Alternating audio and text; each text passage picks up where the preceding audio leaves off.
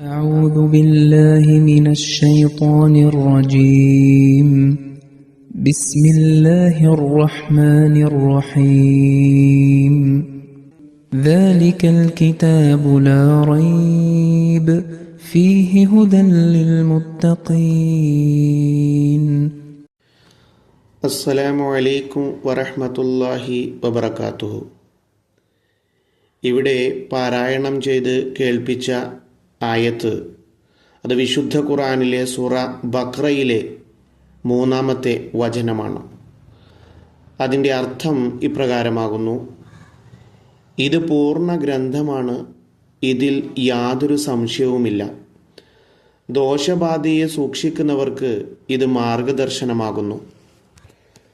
കഴിഞ്ഞ ദർസിൽ പറയുകയുണ്ടായി, ആകാശീയ ഗ്രന്ഥങ്ങൾ അഥവാ വേദഗ്രന്ഥങ്ങൾക്കെതിരിൽ ഉയർന്നു പൊങ്ങുന്ന ആക്ഷേപത്തെയും വിശുദ്ധ ഖുർആൻ ഉന്മൂലനം ചെയ്യുന്നുണ്ട് എന്ന്. തുടർന്നുള്ള തഫ്സീറിൽ സയ്യിദന ഹസ്രത്ത് മുസ്ലിഹ് മൗദ് റളിയല്ലാഹു തആല അൻഹു പറയുന്നു, മതപരമായ കെട്ടിടത്തിൻ്റെ 4-ാമത്തെ സ്തംഭം എന്നുള്ളത് പ്രവാചകന്മാരുടെ അസ്തിത്വമാണ്. ഇവരെക്കുറിച്ചും വിശുദ്ധ ഖുർആൻ നൽകുന്ന അധ്യാപനം എല്ലാവിധ ആക്ഷേപങ്ങളിൽ നിന്നും പരിശുദ്ധമാണ്. ഉദാഹരണമായി, വിശുദ്ധ ഖുർആൻ ഒരു ഉസൂൽ, അതായത് ഒരു നിയമമെന്ന നിലക്ക് ഇപ്രകാരം അരുൾ ചെയ്യുന്നു: പ്രവാചകന്മാർ സർവശക്തനായ അള്ളാഹുവിനോട് അടുപ്പമുള്ളവരും പരിശുദ്ധരുമായിരിക്കും. ഇത് സംബന്ധിച്ച്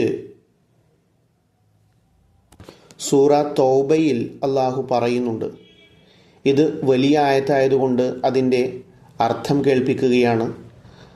പ്രവാചകന്മാർ അള്ളാഹുവിൻ്റെ അത്ഭുതാവഹമായ വചനങ്ങൾ അല്ലെങ്കിൽ ആകാശീയമായ ദൃഷ്ടാന്തങ്ങൾ ഈ ലോകത്തിനു മുമ്പിൽ സമർപ്പിക്കുമ്പോൾ പാപികളായ അക്രമികളായ ആളുകൾ പറയും, അള്ളാഹുവിൻ്റെ ദൂതന്മാർക്ക് നൽകപ്പെട്ടതുപോലുള്ളത് ഞങ്ങൾക്ക് നൽകപ്പെടുന്നത് വരെ ഒരിക്കലും ഞങ്ങൾ വിശ്വസിക്കുകയില്ല എന്ന്.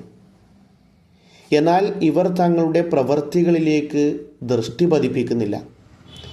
ഇവർ പാപികളും അക്രമികളുമായ കാരണത്താൽ എങ്ങനെയാണ് അള്ളാഹു തൻ്റെ പരിശുദ്ധ വചനം അവർക്കുമേൽ അവതരിപ്പിക്കുക? ഈ പ്രവാചകത്വത്തിൻ്റെ ഭാരം ആരെ ഏൽപ്പിക്കണമെന്നതിനെ സംബന്ധിച്ച് അള്ളാഹു നന്നായി അറിയുന്നവനാകുന്നു. അതായത് ശുദ്ധനും നീതിമാനും പാപിയല്ലാത്തവനുമായ ആൾക്ക് അള്ളാഹു അത് നൽകുന്നു. വീണ്ടും പറയുകയാണ്, ഈ പാപികളായ ആളുകൾ പ്രവാചകന്മാർക്ക് ലഭിച്ചിട്ടുള്ള ഇനാമാത്തുകൾ അഥവാ അനുഗ്രഹങ്ങൾ ആണ് അവർ ആവശ്യപ്പെടുന്നത്. എന്നാൽ കുറ്റവാളികൾക്ക് അവരുടെ ദുരുദ്ദേശ്യവും കുതന്ത്രങ്ങളും കാരണത്താൽ അള്ളാഹുവിൽ നിന്ന് അപമാനപരവും കഠിനവുമായ ശിക്ഷ വന്നെത്തുന്നതാണ്. നോക്കുക, ഈ വചനം അടിസ്ഥാനപരമായി പ്രവാചകന്മാരുടെ നിർമ്മല ജീവിതത്തെയും അവരുടെ വിശുദ്ധിയെയും സാക്ഷ്യപ്പെടുത്തുന്നു. അങ്ങനെ അള്ളാഹുവിൻ്റെ പ്രവാചകന്മാർക്കെതിരിലുള്ള എല്ലാ തെറ്റായ ചിന്താഗതികളെയും, അതായത് ആ തെറ്റായ ചിന്താഗതിയെക്കുറിച്ച് വിശുദ്ധ ഖുർആനിൽ പരാമർശമുണ്ട് എങ്കിലും ഇല്ല എങ്കിലും അവയെല്ലാം തന്നെ വിശുദ്ധ ഖുർആൻ തിരസ്കരിക്കുന്നു.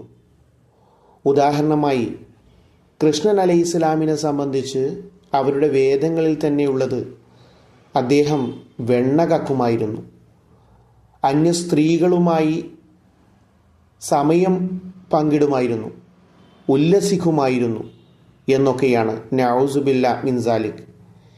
ഇതുകൂടാതെയും മറ്റ് കെട്ടുകഥകളും വ്യർത്ഥമായ കാര്യങ്ങളും ഇദ്ദേഹത്തെക്കുറിച്ച് പരാമർശിക്കുന്നുണ്ട്. എന്നാൽ അതെല്ലാം ഇവിടെ പകർത്തുക എന്നുള്ളത് ലജ്ജയ്ക്കും കൃഷ്ണൻ അലൈഹിസ്സലാമിൻ്റെ മാന്യതയ്ക്കും വിരുദ്ധമാകുന്നു. ഇതെല്ലാം തന്നെ കെട്ടിച്ചമച്ചുണ്ടാക്കിയ കഥകളാകുന്നു. ഹസ്രത്ത് കൃഷ്ണൻ അലൈഹിസ്സലാം ഈ എല്ലാ കാര്യങ്ങളിൽ നിന്നും പരിശുദ്ധനായിരുന്നു. ഞാൻ നേരത്തെ പറഞ്ഞതുപോലെ വിശുദ്ധ ഖുർആൻ്റെ അടിസ്ഥാനപരമായ അധ്യാപനത്തിൽ നിന്നും തെളിവ് ലഭിക്കുന്നത് ദൈവത്തിൻ്റെ പരിഷ്കർത്താക്കളെല്ലാവരും തന്നെ പരിശുദ്ധരാണ് എന്നുള്ളത് തന്നെയാണ്. അതുപോലെ തന്നെ ഒരു പ്രത്യേക ഉദ്ദേശ്യത്തിനും മഹത്തായ ലക്ഷ്യങ്ങൾക്കും വേണ്ടി ഏതെല്ലാം പ്രവാചകന്മാരുടെ പേരുകളാണോ വിശുദ്ധ ഖുർആൻ എടുത്തു പറഞ്ഞിരിക്കുന്നത്, അവരുടെ മഹത്വത്തെയും വിശുദ്ധ ഖുർആൻ പ്രത്യേകം പരാമർശിക്കുകയും അവർക്കെതിരിൽ ഉന്നയിക്കപ്പെടുന്ന ആക്ഷേപങ്ങളെ നഖശിഖാന്തം എതിർക്കുകയും ചെയ്യുന്നു. ഉദാഹരണമായി നോക്കുകയാണെങ്കിൽ ബൈബിൾ പറയുന്നു ഹസ്രത്ത് ആദം അലൈഹിസ്സലാം പാപം ചെയ്തിട്ടുണ്ട് എന്നും അതുപോലെ തന്നെ അറിഞ്ഞുകൊണ്ട് അള്ളാഹുവിനോട് അനുസരണക്കേട് കാണിച്ചിരിക്കുന്നുവെന്നും.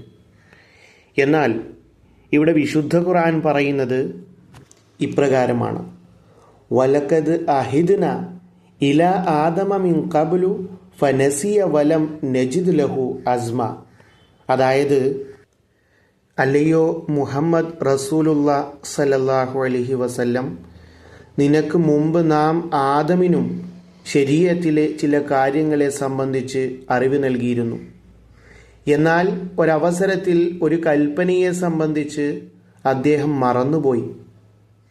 തീർച്ചയായിട്ടും എന്നോട് അനുസരണക്കേട് കാണിക്കുകയായിരുന്നില്ല അവരുടെ ഉദ്ദേശ്യം. അതായത്, വിശുദ്ധ ഖുർആൻ പറയുന്നത് ഹസ്രത്ത് ആദം അലൈഹിസ്സലാമിന് ഉണ്ടായിട്ടുള്ള അബദ്ധം അത് മറവിയുടെ തരത്തിൽപ്പെട്ടതാണ്. അതൊരിക്കലും തന്നെ പാപമാണ് എന്ന് പറയാനോ ഹൃദയത്തിൻ്റെ അന്ധകാരമാണ് എന്ന് സൂചിപ്പിക്കാനോ സാധിക്കുകയില്ല എന്ന് മുസ്ലിം മൗദ് റളിയല്ലാഹു തആല അൻഹു വിശുദ്ധ ഖുർആൻ്റെ ആയത്തെടുത്തുദ്ധരിച്ചുകൊണ്ട് പറയുകയാണ്. അതുപോലെ തന്നെ ബൈബിളിൽ എഴുതപ്പെട്ടിട്ടുണ്ട് ഹസ്രത്ത് ഇബ്രാഹിം അലൈഹിസ്സലാത്തു വസ്സലാം ചില അവസരങ്ങളിൽ കളവ് പറഞ്ഞിരിക്കുന്നു എന്ന്. മുസ്ലിങ്ങളിൽ ഒരു സംഘം ആളുകളും ചില ഹദീസിൻ്റെ തെറ്റായ ധാരണയുടെ അടിസ്ഥാനത്തിൽ ഇത്തരത്തിലുള്ള വിശ്വാസം വെച്ചു പുലർത്തുന്നുണ്ട്. എന്നാൽ വിശുദ്ധ ഖുർആൻ പറയുന്നത് വ ഇബ്രാഹിം അല്ലസി വഫ, സൂറ നജമിലായത്താണ്. അതായത് ഹസ്രത്ത് ഇബ്രാഹിം അലൈഹിസ്സലാത്തു വസ്സലാം അള്ളാഹുവിനോട് ചെയ്തിട്ടുള്ള വാഗ്ദാനം വ്യക്തമായും പൂർത്തീകരിച്ചിരിക്കുന്നു. അതായത് എല്ലാ ധാർമ്മിക ഗുണങ്ങളുടെയും അത്യുന്നതമായ മാതൃക അദ്ദേഹം കാണിക്കുകയുണ്ടായി. നീതിയുടെ ഗുണമായിക്കോട്ടെ, ദയയുടെ ഗുണമായിക്കോട്ടെ, പുറത്തു കൊടുക്കുന്ന ഗുണമായിക്കോട്ടെ, മറ്റുള്ളവരുടെ ന്യൂനതകൾ മറച്ചു വെക്കുന്ന സത്താറി ഗുണമായിക്കോട്ടെ, അതുപോലെ അള്ളാഹുവിൻ്റെ സൃഷ്ടികളോടുള്ള സഹാനുഭൂതിയായിക്കോട്ടെ, സത്യസന്ധതയായിക്കോട്ടെ, ചുരുക്കി പറഞ്ഞാൽ അള്ളാഹുവിൽ നിന്ന് ലഭിച്ചിട്ടുള്ള എല്ലാ കൽപ്പനകളെയും അദ്ദേഹം ശിരസാ വഹിക്കുകയുണ്ടായി. അതും വളരെ നിസ്സാരമായ രീതിയിലല്ല, മറിച്ച് അത്യുന്നതമായ ഒരു മാതൃക അള്ളാഹുവിൻ്റെ കൽപ്പന പൂർത്തീകരിക്കുന്നതിൽ അദ്ദേഹം കാണിക്കുകയുണ്ടായി. ബാക്കി ഇൻഷാ അല്ലാഹ് അടുത്ത ദർസിൽ കേൾപ്പിക്കുന്നതായിരിക്കും. വാഖിറു ദഅവാന അനിൽ ഹംദുലില്ലാഹി റബ്ബിൽ ആലമീൻ.